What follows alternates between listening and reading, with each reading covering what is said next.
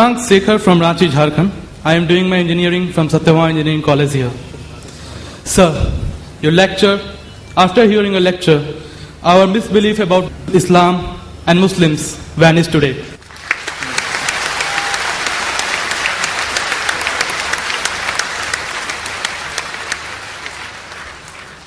Sir, I have been to Jammu and Kashmir and have seen the trauma and pain that the people are suffering there because of the so-called jihad of some Muslims. Sir, my question is that does Islam support such activities? If no, then what actually the word jihad means? Is it in accordance with the 56th verse of the 7th chapter of Quran which says, do not mischief? Or the 40th verse of 42nd chapter which says, forgiveness is better than retaliation? Or the 32nd verse of the 5th chapter which states, if anyone killed a person, he kills the mankind. Sir, I have one more question in the same context, and it is that does Islam teaches to give priority to the religion, that is dharma or mazhab, before the country or motherland, that is matribhumi or Qaum? Thanks a lot. The brother asked you very good questions. The first question is regarding concept of jihad. He says that why are people fighting? He's been to Kashmir. About jihad, does Islam encourage this fighting? What is the meaning of jihad? Does it not disagree with the quotations he gave of Surah Ma'idah chapter 5 verse 32? Brother, as far as the word jihad is concerned, there's a misconception not only amongst the non-Muslims, but even among the Muslims. What most of the people think, that any war fought by any Muslim for any reason, whether it be for his personal gain, whether it be for politics, whether it be for language, whether it be for color, it is called as jihad. Jihad does not mean any war fought by any Muslim. Jihad comes from the Arabic word jahada, which means to strive, which means to struggle. Like how we have jiddu jahad. So jihad basically means to strive, to struggle. And in the Islamic context, it means to strive against one's own evil inclination. It also means to strive to make the society better. It even includes to strive in the battlefield to fight in self-defense. Jihad also means to fight against oppression and tyranny. Jihad basically means to strive or struggle. Many people have misconception that jihad means holy war. And many people translate jihad as holy war. The Arabic word for holy war is harbun muqaddasa. If you read the Quran, nowhere in the Quran, not a single verse, nowhere in the authentic hadith of Muhammad sallallahu alaihi wasallam is this word harbun muqaddasa mentioned anywhere. There's no harbun muqaddasa at all. The translation of jihad is not holy war at all. This word holy war was first used by the historians to describe the crusades of the Christian, who spread Christianity and who killed thousands of people in the name of Christianity. Unfortunately today, many people, including so-called Muslim scholars, inverted commas, they translate jihad as holy war. It's a mistranslation. Yes, jihad means to strive, to struggle. One of the striving can include fighting. Fighting also should be in the way of Allah subhanahu wa ta'ala, that is qital fi sabilillah. Now regarding a question, that why does Islam encourage fighting and killing? And there are many critics of Islam who normally say, Islam is a ruthless religion. It always says that we should kill the non-Muslim wherever we find them. Many critics, including the critic of India, Arun Shuri, and he writes in his book, The World of Fatwa, he quotes Surah Tawbah chapter number 9, verse number 5 and says, that the Quran says, wherever you find a kafir, into bracket Hindu, that you kill them. And if you open the Quran, Surah Tawbah chapter 9, verse number 5, and if you read, it does say, wherever you find a kafir, you kill. But this is a quotation out of context. For the context, if you read the first few verses, it speaks about a peace treaty between the mushriks of Makkah and the Muslims. If you read Surah Tawbah, chapter 9, first few verses, it speaks about a peace treaty between the Muslims and the mushriks of Makkah. Now this peace treaty was unilaterally broken by the mushriks of Makkah. By the time Allah subhanahu wa ta'ala reaches verse number 5, He gives them an ultimatum to the mushriks and He tells them, put things straight in 4 months' time, otherwise a declaration of war. And in the battlefield, Allah says that when the enemies come to attack you, you kill the enemies. So this verse is revealed in the battlefield, that when the enemies come to kill you, don't get scared, fight them.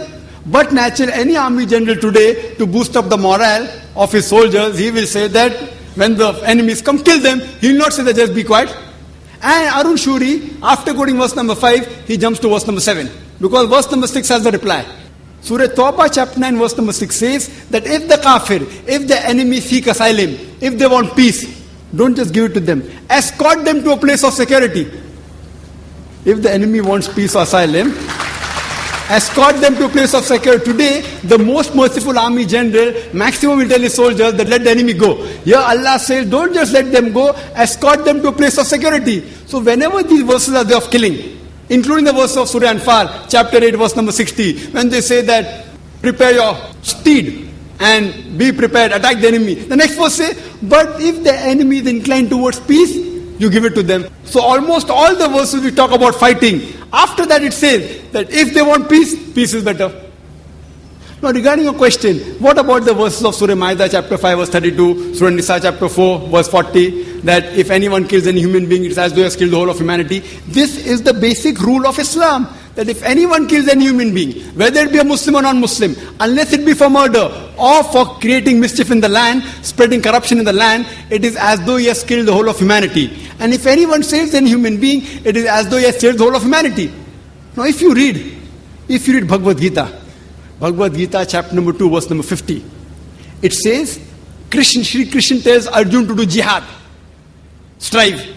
If you read Mahabharata talks about thousands of verses of fighting, thousands of verses, many number of times more than what the Quran speaks. Mahabharata is a scripture, as you may be aware, it talks about a feud, a fight between the Pandavas and the Kauravas. The 5 brothers Pandavas and 100 brothers Kauravas fight. And Bhagavad Gita is a part of Mahabharata, 18 chapters in which Shri Krishna, Lord, he gives advice to Arjun. Arjun says in Bhagavad Gita chapter number 1, verse 42 to 46, that I would prefer getting killed unarmed rather than fighting my cousins. How can I fight my cousins? The Kauravas, my cousins. I would prefer getting killed unarmed rather than fight. Immediately Lord Krishna, you know what does he say? In chapter number 2, verse number 2 and 3 says that how could such impure thought come in your mind? It is sinful. How could you become so impotent? How could your heart become so weak? So Lord Krishna says such thoughts are impotent. They are impure. They are sinful. It will prevent you from going to the heavenly planets, going to Jannah. After that, Bhagavad Gita, chapter number 2, verse number 31-33 says, he says, Lord Krishna, he says to Arjun, that it is the duty of a Kshatriya to fight. If he does not fight, he shall not go to heaven. And if you do not fight, you are doing a sin. So if you analyze in Bhagavad Gita, Krishna says that you have to fight. Imagine if I take verses of Bhagavad Gita and say that Lord Krishna tells Arjun that you have to kill your relatives. If I quote out of context, it will be devilish. But in context, it is Lord Krishna says that if you have to fight against falsehood, for the truth, you can fight against anyone, even if it be your relatives. So now in context, it makes sense that if you have to fight for justice, even if it be against your relatives, there's no problem. So that is the message of Bhagavad Gita and Mahabharata, fighting truth against falsehood. The moment I tell a Hindu about Mahabharata and Bhagavad Gita, he has the knowledge. He says, no, but Mahabharata and Bhagavad Gita is a fight between truth and falsehood. That is the same thing what's mentioned in the Quran. So moment I quote to you Bhagavad Gita, Mahabharata, you understand the Quran better. And furthermore, many people say, oh, this Quran talking about jihadis. If you do jihad, if you die, you go to Jannah. Many critics, including Arun Shuri, quote, and they quote the even Hadith of Sahih Bukhari, volume number 4, in the book of Jihad, chapter number 2, Hadith 46. It says that a mujahid is a person who strives in the way of Allah subhanahu wa ta'ala. And Allah alone knows who strives. And further a prophet said that if a mujahid dies in the battlefield, he shall go to Jannah, he will get paradise. But if he returns back, if he does not die, he will return back with the booty of war. This hadith and several verses of the Quran are quoted by the critics of Islam. I wonder how could the Hindu critics quote these things? Haven't they read the Bhagavad Gita? Haven't they read the Mahabharata? Even Shri Krishna, he mentioned in Bhagavad Gita, chapter number 2, verse number 37, O Arjun, O son of Kunti, rise up and fight. Even if you are killed, no problem, you will go to heaven. And if you return back successfully, you will get the good riches of this earthly world. Same thing as the hadith. So when Krishna says to Arjun that fight, if you are killed, no problem, you will go to heaven. If you return back successful, you will get the riches of the world. That is the same thing what Sahih Bukhari says, what the Quran says. So therefore you should understand each other better by reading the scripture. So Islam allows fighting as a last resort, in self-defense or to fight against oppression, otherwise no. And jihad means to strive, to struggle. Now coming to your second question. Which is more important? Which is more important, following the rules of the country or following the mazhab, the deen? It is like you asking me, who do I belong to first? Do I belong to my father or my mother first? Brother, as far as following the rules of the country and following the rules of deen, Almighty God is concerned, Almighty God is our creator.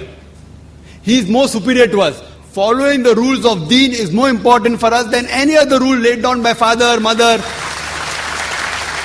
or any country. But I am an Indian. I know there's not a single law in the Indian constitution which prevents any Muslim in India to follow Islam. In fact, India is one of the few countries which is mentioned in the constitution that it is the right, it's the birthright of every citizen of India to preach, practice his religion. That's what I'm doing. There is not a single law in India which prevents me from doing something which is farz or compels me for doing something which is haram. There is no law. I can offer 5 times salah if I want. If I don't want, I can't offer. There is not a single law in the Indian constitution which prevents me from becoming a good Muslim. Therefore, as far as I am concerned, I am a very practicing Muslim, alhamdulillah, and also practicing Indian.